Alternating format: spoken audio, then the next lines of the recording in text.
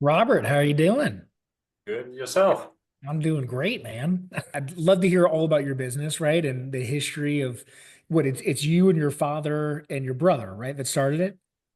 Correct. Yeah, yeah. Yeah. We Cool. started this business together. So Yeah. I guess it starts with my dad. Actually, he's been a serial entrepreneur since since I've known him, I guess. And he's had a number of businesses. Yeah. He's originally from Holland actually, and he moved to South Africa well before I was born, and has worked for many companies, but also started a number of companies. And I guess Okay. my background was in engineering was because of because of his background, I guess, because one Okay. doesn't just fall into some of these industries without knowing someone. And in this case, my dad was the Yeah. inspiration. Okay. So how long ago did y'all start Cubicle or did y'all acquire it? Well, we started actually, so it was, a longish story. My dad was actually semi-retired. My brother had also trained in the industry, and I had trained as an engineer. And I'd gone and worked. Actually, I did an MBA in Holland in 2000 to 2002. I Okay. then met my future wife there, and we lived in Holland for a while. Worked for an investment bank actually. So I moved from engineering to banking. Soon realized that I absolutely hated it, and at some point we were just on holiday, and I spoke to my dad and my brother, and we just decided to start this business together. So we effectively started 20 years ago, and here we are. We're going from strength to strength, and Cubicool is just one of the companies we now are part of. We actually have more than 10 companies now, Oh wow. all in Okay. allied fields, and some with partners, other partners, and some Yeah. with us, just us. So it's been a great journey, actually. Yeah. But where I feel like this comes up a lot where there's a family business or there's a soon to be a conglomerate of family businesses and the kids go to banking. and Hey, then and then they realize they hate it. yeah, And no. then they'd Really? rather join the family business. But what a great background, right? Banking, becoming an Yeah. attorney. I mean, Yeah. those are great, solid foundational Yeah. backgrounds. Yeah. Absolutely. And I've been blessed in my life to have been able to try a few different things, and and obviously you always revert back to the mean, whatever the case might be. But it's great. And now being part of EO is just incredible because I get So to experience so many more things. Yeah. how long have you been in EO? 7 years now. Okay, So good. it's been a great part of my journey, and I guess moving to Denmark was another thing. So I'm working remotely, and that is something you wouldn't normally be able to do that easily. And I think with the help of EO and my forum, it Yeah. really gave me the a lot of tools and inspiration to do what I'm doing now. So it's great. Yeah, Thor and I live in Puerto Rico and Thor lives in Florida. We were informed together about, I don't know, 10 years ago together in Atlanta. So it's Ah, kind okay. of it keeps on evolving, people move from place to place, but there's chapters all over there, and so you can just plug Yeah. and play and get to know a whole new crew. Are y'all mostly in person or are y'all virtual or is your forum traveling a lot? We're a semi-virtual forum, so Okay. I attend every second or third forum in person, but we Mhm. have a group mostly from Johannesburg, two from Cape Yeah. Town, one from Botswana actually. There's no chapter there, so he's joined us. Ah, But the guys are doing business all over the world, Japan, the US. So yeah. it's a very international group within a very local context. But I would say normally we allow two or three members to be remote at any time. As long as we It have our sounds, retreats together, it's great. Yeah, yeah, right. So it sounds like growing up, entrepreneurship was always just part of the culture of your family. I guess. Yeah. Yeah. When your dad and my mother used to work with my dad. I don't know how they did it, but a husband and wife team. They worked a lot together. But my dad's done so many different things, and he had different partners in different Mm. in different ventures, and some worked, some didn't work. You learn a lot that way about people and partnerships, Yeah. and how to do it. But I guess, yeah, the dinner table discussion was never always about work, Good. it Okay. was, it's just the way a family business operates, I guess. Yeah. Well, I think the stats show that like 62% of businesses worldwide are family businesses, and they typically perform like 10% better than non-family owned businesses. And I think Really? part of that is because probably the work never stops. You're It's diving in and diving in. It's after hours. It's on the yeah. weekends. It's over holidays, which can be a challenge as well. Um, but it sounds like it's been more of an opportunity than a challenge for y'all. Absolutely. I always say, if one can work with one's family, then it actually is the best way to work, because there's the trust is there, the understanding is there. And then that's actually half the battle won. Yeah. I think with us, we're also lucky that, we've all taken on very different roles. So my father was more in the procurement side and, and working with certain suppliers and getting the best deals. My brother is very much hands-on, and he runs the factory. And I'm doing sales and basically engineering in the background, and also, using my finance background. So we all partitioned, and took various roles that don't really, nobody really takes any work from anyone else. So it's actually been a very nice way to work, as opposed to having too many people trying to meddle in each other's areas. That's one of the yeah. keys. The keys is clearly defined written duties and responsibilities.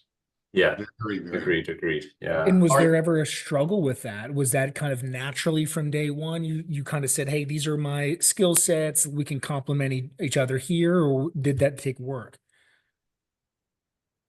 I suppose there was a bit of a discussion about it. I know my dad and my brother sometimes clash, because my dad is also very much hands-on. So, but I think it was ironed out quite quickly, and I think he also realized that my brother is quite good at what he does. Obviously, was trained, and there are overlaps, but very slight overlaps. And when we do sit together, we have that understanding. I think it was never really a great. There was no difficulty there. No. That's good. And how often do y'all, I mean, I would imagine you're having ongoing weekly meetings internally, et cetera. Are you, the three of y'all, able to kind of, get away just like with EO, you get an annual retreat? Do y'all kind of try to take time to, think forward to the vision for the company for the future, and, once a year or semi-annual, how do y'all kind of try to take a step away together and plan? Yeah, well, getting away, the problem is when we're together, it's always about work, I guess. So when we get away, we try to actually have family time with the, well, now my daughter, my brother's family. Try to stay away from the work when we are together in that sphere. Actually, when we get together, we try to have an enjoyable non-working time as opposed to that. But I guess strategically, we've kind of made a few easy choices that, and we've been fairly fortunate in our industry, where we have quite a bit of competition, but we're quite set in our ways and quite good about what we've done in a relatively niche market. And we have a growing market, in fact, in Africa. So there's no shortage of work, other than it's not easy in sense of making things happen. But when work comes our way, we're well priced, we've got a good quality product, and we're quite highly regarded for that. So we don't really struggle too much, I would say, which is a good thing. But yeah, we have to obviously set goals. We've decided actually as a family unit not to grow other than organically. So we're not really trying to grow out of our skin, so to speak. So that's been quite a healthy decision to keep our minds right. And we've got a good bunch of people working for us. And that's been a great thing as well, that people have actually chosen to work for us because of the family dynamic, and they enjoy it too. So everyone often says they feel marketing part of the family themselves. So that's a great thing for us. Yeah. So you actively kind of promote and use that for recruiting purposes as well, that you're kind of a family-owned business. Yeah, we tend to, and in fact, some of these companies we've formed partnerships with have been people who've heard about us and approached us. So they said, we'd really like to work with you. We'd like to start this business. Can we assist? And sometimes we've taken a minority or even a small majority stake in a business where someone has come with the idea. normally in our industry, but we've kind of funded them and helped them along. And in doing so, that's how we've grown. So maybe not organically, not by acquisitions, etc. Right. And we've grown organically, but let's say, side silos of our own business. So that's been really good for us. And so it probably goes without saying, but I'd love to hear you verbalize it. Why do you think that is, that people and partners are wanting to come to you to do business with you? Is it because of a consistent, predictable, kind of loyal, organically grown family business that isn't taking massive risks that could put the partnership in jeopardy? Yeah, I mean, the word private equity comes with many caveats, I guess, but we've become involved in private equity without actually having gone down any formal road to do so. So in a way, people, it's exactly that. I think they recognize that we are people that we can work with them, and we are trustworthy, and we've been around a long time, and that goes a long way, actually. So sometimes, it's just a good fit. Of course, we obviously sometimes we are the funders, so we take a bigger stake. But we always make sure that everyone has a skin in the game, and that they're involved, and that they understand that they can be part of something much greater than what they might have imagined when they started off. Right. And so far it's worked in most cases. We have one or two challenging businesses, but so far they're all still going strong. So it's been a great journey, and continues to be a great journey, actually, which is really nice for us. And private equity is as big as it's ever been, and sometimes it gets a bad rap, because it might be heavy cost cutting, et cetera. But there's also the strategy of private equity that's very patient capital, and it's in it for the long term. And people forget, a lot of private equity money is from family businesses that have kind of accumulated wealth over time. So y'all are on the side of more patient capital versus I'm going to try to flip an investment in, say, 3 to 5 years or so? Absolutely. We're very patient in that regard. Obviously, you need to put some pressure sometimes just to make sure things happen. But yeah, we have no real goals, because it's been something that's come along ad hoc. So and like I said, we're not really into private equity, except we are. So we just found it a good way to operate, and everyone has their own, how can I put it, a speed of doing things. Yeah. And certain markets move faster than others. So we've been very, very patient, I would say. But obviously we have to find our way within 5 to 10 years with most of these businesses. And sometimes you find that things are on the wrong track, and you can right them. But I think it is about patient capital, as opposed to quarterly statements and quarterly meetings and pushing. And so is Cubicool I'd love to hear, I'm looking at the website, and looks like cooling equipment, right? Like commercial cooling equipment, right? So we manufacture refrigeration equipment, yeah. Okay. And was that the main kind of business number one that's kind of been able to help y'all achieve to do other investments in the industry?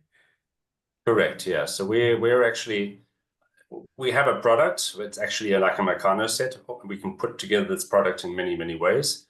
And we're trying to standardize more. But in fact, our strength lies in the fact that we can design equipment for different markets. So we actually are involved in many different industries now.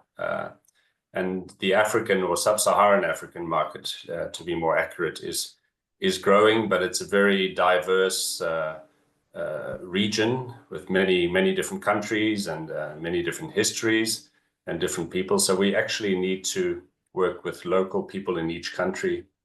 Sometimes we have an agent, sometimes we have a client who's doing work in that country, and we design our equipment, or we put the equipment together to suit the local conditions, whatever they might be. And sometimes it can be quite challenging, but for the most part, we are involved with work from, let's say, supermarkets being the bigger, let's say, slice of the pie. Then a lot of agricultural work. So we do any type of cooling with regard to perishables, fruits, vegetables, meat, poultry, dairy, etc. And sometimes some industrial cooling as well. Whatever is required, we can we can normally cater to those markets. Yeah. And how many, Cubicool is a direct investment. How many people does it employ? Cubicool, we're around 50 people. Okay, great. And across all our businesses, we're closer to 80, 90 in total. Yeah. And did you mention that when did y'all start Cubicool? 20 years. So 20 years, basically that's right. 2004. So we were Okay. 20 years old last year. Yeah. Whose idea was it to start the business? Strange enough, my dad had a business, a very similar business before that he had sold. And he was working out his, well, so-called restraint of trade, but he'd actually semi-retired, as I mentioned earlier. And I'd worked for him in that business. And funny enough, it was just a few years later, and it was like the gap had opened up for some reason. The company that had bought his old company had actually moved on and done something else with that business. So it was just a matter of restarting, let's say, a similar business with a similar product line to what we had actually done before. So we were very comfortable with the business model and understanding the market, and a lot of the clients were very happy that we were back, so to speak. So it was kind of a natural and easy start for us in a way. Obviously not always as easy as it sounds, but it's we kind of filled the gap when we started it again. Yeah. Is it a third, the partnership? Yep, pretty much. Interesting. So you need two to agree. 2 against 1 is always the rule. And funny enough, I had one of those. There's hardly ever a unanimous decision, which is strange. So, and I suppose it's good. So it's always 2 against 1. Yeah. And that's been the biggest learning. In fact, obviously now we have to start thinking about succession planning and that type of thing. Yeah. And that's a discussion we need to have pretty soon. My daughter is not interested in the business. My brother has a young son, but he's still quite a ways away, and his daughter as well, I don't think is interested in the business. So we're now looking internally. We obviously need to see where the next generation is going to come from. And yeah, that's always a challenge. What's your hope and dream there? What's your hope and dream there? What's my hope? What's your hope and dream with regards to the succession plan? Oh, okay, yeah. So, look, I think personally, I don't think I'll ever retire. My dad he just turned 80. He's not going to retire. He just wants to take a bit of more of a step back and take time off when he wants. But he'll be working, I guess, for the next 10 years. And I see myself being the same. Work is a very important part to me. I enjoy it. I love it. So does my brother. So I don't think we'll ever step back. But I think it'll be important for us to let's say the middle management team somehow find a way to take over, even if it's not only from a management point of view, perhaps even some kind of we need to talk about things like shares or maybe virtual shares, phantom shares. Those are things we need to start thinking about in the next 10 years, I would say. Yeah. Where's the business? The business is incorporated in what country? In South Africa. Do they have? We have an ESOP program. Do you have anything similar to that? Yeah, there are many structures that we could employ. Obviously, with each one, there's a because having your own business, you obviously have a little bit of a sense of entitlement with what you can do with that business, and we are able to use that. So we'd have to think very carefully about how we obviously transfer those benefits to others, But as I said before, this is almost like a family business, and the people that are involved are also family. So we would have to think about maybe a group of people coming on board, the employees themselves, or maybe even management only. We'd have to think carefully about that. Yeah, and then you have the opportunity for the children to still own shares in the company and still benefit from all the work that y'all have done. Exactly. And of course, the other exit plan is to sell out, but I don't think that that's part of what we see in the future. As I said, because we enjoy it so much, it's something I'd rather retain. But that's my personal opinion: is stay in the business. I don't know what I'd do with a bunch of money other than start something new again, right? I see this as a gift that keeps giving in a way, and it really is one of those. Yeah, we love what we do. Quite simply put. Well, I love there's three family members working together. You know, sometimes we see maybe it's just a founder, you know, that started the company and pass away or et cetera. And there wasn't really any communication of what the long-term vision was for succession. And the children are kind of left saying, what do I do? You know, should I sell it? Should I try to run it? And it's a feeling of, well, the opposite of clarity, cloudiness, Yeah. you know? So it's good that y'all are kind of thinking about it, you know, and how to communicate what you'd like to see. I think a lot of professionals in our world of, you know, tax, accounting, legal, you set up a trust and it's like, okay, this trust is a vehicle to do X, Y, Z, but it doesn't always really encapsulate what your intents are, what your vision for the company is. It's very much tax planning, you know, but there's a gap of what is missing. What is, you know, what would you like your children to benefit and how to be a part of the future of the organization? Yeah, and there's a way, of course, that if the children don't really want to be part of it, then of course, you know, they should get the financial benefit of it being the shareholders. And you really want a good management team or board to basically look after them, or trustees in the case of a trust. Those are definitely elements we have to have in place. So it varies, and I think with having, let's say now my brother and myself, and you know, perhaps his son will want to be involved and my daughter would not, you know, those are the things we'd have to really be careful about to make sure that it's a fair process going forward for all the children. If you don't mind asking, how old are all the kids, like your daughter and his son? So my daughter's 18 and my son has a daughter of 17 and a son of he's now 15. Okay. So yeah. Would your daughter even be interested in having a board seat, or zero interest whatsoever? At the moment, yeah, she has other things in her mind. She has a boyfriend, and that's all that really matters. But interestingly enough, she might study business next year when she completes school, and I think that's something that she's chosen for herself, and so it can only lead to good things. And yeah, she knows what she knows. How can I put it? You know, I've worked hard. My wife is also a very hard worker. She works for a corporate here in Denmark. So she knows what hard work's about, and she kind of sees, you know, this is what it takes to have the life that we lead, so to speak. So she has a good work ethic, and I think all the grandkids do in that regard. So they do understand it. It doesn't just come out of nothing. So I think the appreciation is there. As for the interest in what we do, that's a different story. Yeah.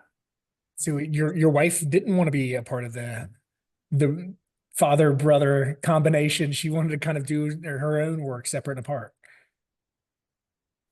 No, and I wouldn't want that either. I could never work with my wife, but we can't even go canoeing together. She always wants to be the captain, and so do I. So no. We're very close, but I don't think I'd ever want to work with my wife, which is why I'm very happy my parents were able to do it. But no, it's a challenge. That's one step too far. My ex-wife worked for me for 5 hours on my first business. She showed up late. 5 hours. 5 hours. She showed up late. She left early, and then she complained about the task of taking checks to the bank. I'm like, look, here's $500. You're fired. I love you. I want to stay married to you. Yeah, that's pretty much it. Yeah. Yeah. So 5 hours. That was it. Well, and I think we see that as sometimes, I don't have any stats behind it, but we see that as the most common, the husband and wife, you know, spousal dynamic, kind of co-owning, co-running businesses. And it's takes a lot of work, right? You know, to complement each other and not step on each other's toes and have that balance. But it sounds like the business has been just like a very positive influence in the relationship, your personal relationship with your dad and your brother as well. Is that true? I think so. Look, it's not always easy, and sometimes there are obviously conflicts and arguments, and you just have to you just have to get over them quite quickly, and Yeah. everyone has their say. But like we mentioned earlier, it's a two against one thing. So if you don't state your case strongly enough and you lose out, you just have to take it and move on. And I think that was important to do that from the very beginning, is to say, well, this is how we're going to make decisions, and just live with it. And I think that was a very good thing for us to and we tested the waters quite early, with certain ways of structuring or the products themselves. And so it was good to get that. And you'll find sometimes, I'd get support from my brother instead of my dad, and the other way around for certain ideas. And I thought it would be the other way around. So it's important, I guess, to have the rules set out in any family business, as we've mentioned, because were there any specific like times that really kind of tested, they're vivid in your memory, maybe it was COVID, and y'all kind of had to really kind of think through some difficult decisions. Were there any kind of specific ones that stand out to you and how y'all dealt with it? Yeah, specifically, I think more with regard to, so since we've invested in other businesses and gotten involved, the roles and responsibilities there. So maybe not within our own company, but more within how we set up and who ran with what in these external ventures were sometimes the more difficult discussions, because perhaps I was more suited to one thing and less suited to another. And then you would have ideas about the other venture, let's say, and then it would be very difficult to do so. So we've slowly formalized those and put boards in place for these other ventures as well, and that's worked itself out. But that normally had to do with an external partner as well. So that extra dynamic of having an external partner was more or less it added a complexity that we hadn't really foreseen. And in that case, we had to operate as one instead of three, because we were together, the partner with that external partner. And then you had to make decisions as a unit. Yeah. Go ahead, Thor. So Robert, we work with a lot of companies on succession. What happens, if the father starts a business, no one else is involved in the business, he passes away, how does the business survive? It sounds like you've done a really good job of, you've got 3 people, you all know what's going on in the business. So from that standpoint, you probably have a very solid ability to move forward in the event someone were to untimely pass. On the personal side, so we do it on the business side and we do it on the personal side. And on the personal side, I was just wondering to get an idea from you. God forbid something happened to you today. How is the succession plan to your wife and your kids? How well set up and organized is that? Do they know where the crypto wallets are? Do they know what the keys are? Do they know the password to the, the email accounts? All of that we don't want to think about. On a scale from 1 to 10, how do you feel kind of set up on that side of things? Well, personally, with myself and my brother, it's a lot easier. So I would say on a scale of 1 to 10, it would be around an 8. And for the biggest reason there is that we've planned it out. So we have insurance on each other. So in case of what do you call it, a buy-sell agreement we have as well. So it's I suppose it's a similar terminology in the US. Key man life on the key executive. So the key man, and then if let's say I passed away, my brother and my dad would, in fact, they've insured my life, so they could pay my family out for the shares and keep the shares. So that's all been arranged. We we review that every few years, so we keep that up to date. In terms of the other shares, that's all held within companies, so that's pretty much taken care of. It wasn't so much of the share piece, just kind of the nuances, right? It's like, where are my passwords? How many accounts do I have? What needs to stay active? What bills? When is the property tax due? All of those like little nuances that we all know what we have to do when we have to do it, but if we're not here, I was realizing, as I was going through, it's like my kids are never going to know where the jewelry is. right? They'll never know where Okay. this is. Yeah, Yeah, all of it's like the things that your accountant is not accounting for, right? Because it's Yeah, not a business thing. This is your personal life, you know, yeah. and yeah. we go about our lives, and next thing you know, you've accumulated whatever, Yeah. and you might have a spreadsheet for it, or it might be all in your head, you know, and No, but we've well, I moved when I moved to Denmark. Actually, it was a much bigger exercise than I thought it would be because the tax laws are different, and so we created actually a big spreadsheet, my perfect. wife and I, Yeah. for all our tax affairs. So we had to do it. We had to share that role. So yeah, I guess most of it is kind of all accounted for in one way or the other. The passports, yeah, those types of things. She knows where everything is. We just need to educate our daughter now, I guess, in case something happens to both of us. But it's yeah, I would say we're well prepared in that regard. A move Say is again. very helpful in triggering that organization. No, very much so. It was actually a big eye opener. I spent a lot of money on very bad advice in the beginning, and then then slowly but surely figured it out. But yeah, moving countries is not easy, especially when you have interests in various jurisdictions. And yeah, so it's taken a few years to find balance there, but thankfully it's made us more organized. So yeah, Yeah, it's been when I moved, it also kind of, in putting together my own spreadsheet years ago, it also kind of triggered in me the need to simplify. I yeah, had way too many different accounts in different places, and it's like it's not necessary. I can consolidate all these things, and so now, and when also making other, whether it's investment decisions or anything, I think on one hand is the opportunity, on the other hand is the complexity and the compliance. Like, do I need that additional complexity versus another investment or idea that might just kind of keep things more simple and straightforward? Does that ever kind of come into your mind as far as balance, or not anymore?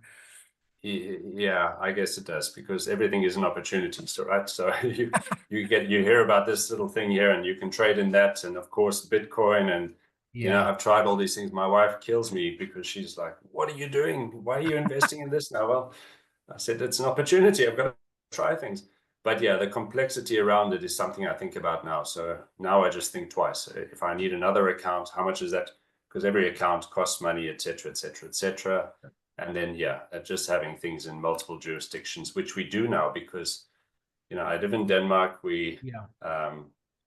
We have we still have our house in South Africa, which I live in when I go back. Vehicles and all those things. My daughter might go and study abroad next year out of Denmark. My wife was born in the US, so she has family there, and we were thinking at some point maybe to go to the US. So there's so many things to think about. So yeah, you want to, or one wants to think about simplifying, but on the other hand, sometimes you get this thing that comes along that's, wow, I'd love to try that. So Good point. in fact, one of Simplification our can be boring as well.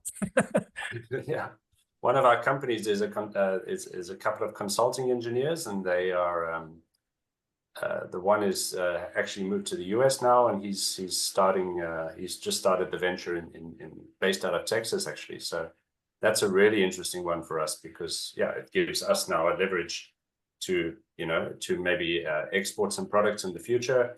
Well, let's see what Trump says about that, but at least yeah, it's a new option for us, and yeah, being involved with the US was never really something I thought about, but it's on the cards perhaps. So we'll give it a go.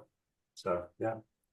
Yeah, well, I was just on a phone with one of our international tax friends, and we were reviewing the new proposal for the gold card Yeah. for establishing residency in the U.S. And there's also other legislation being passed around of residents of the U.S. not being subject to worldwide taxation anymore. So there's a lot kind of moving around. And of course, as you mentioned, tariffs, right? And so there's international planning of, if you are doing business in the US, how does that potentially affect you of not having operations here in the US? So it's a lot, it's always changing. It's always changing, yeah, and it's changing fast. That's the one thing I've realized. Yeah. Yeah, no, interesting times, but that's just part and parcel of how can I put it?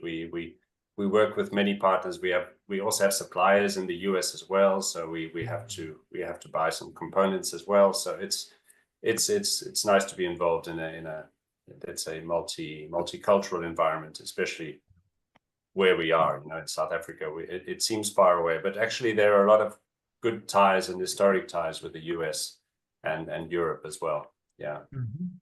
What advice, Robert, do you have for entrepreneurs out there that work with family? What have you learned along the way?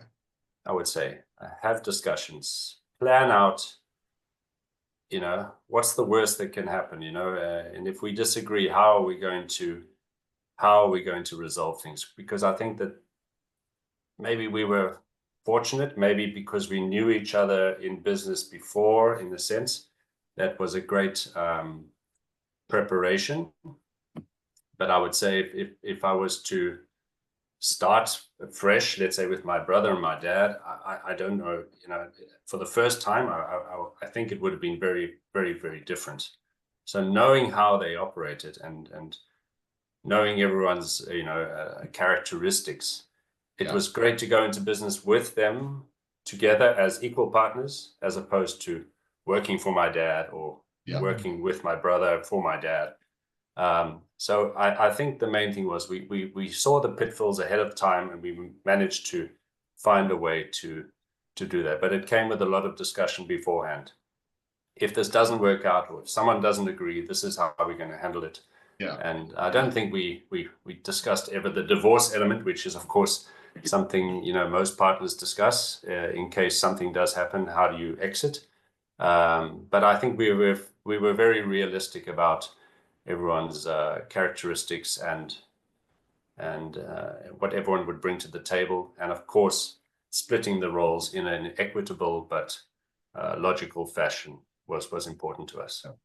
I've seen some family businesses that have family constitutions and things like that. I suppose we have something like that, but it's not written down. I think that's an important way to do it as well, is just to understand the rules of the game. And yeah, sometimes you're going to win, and just accept when things don't go your way. Just try harder. That's all. Well, Robert, Appreciate your time.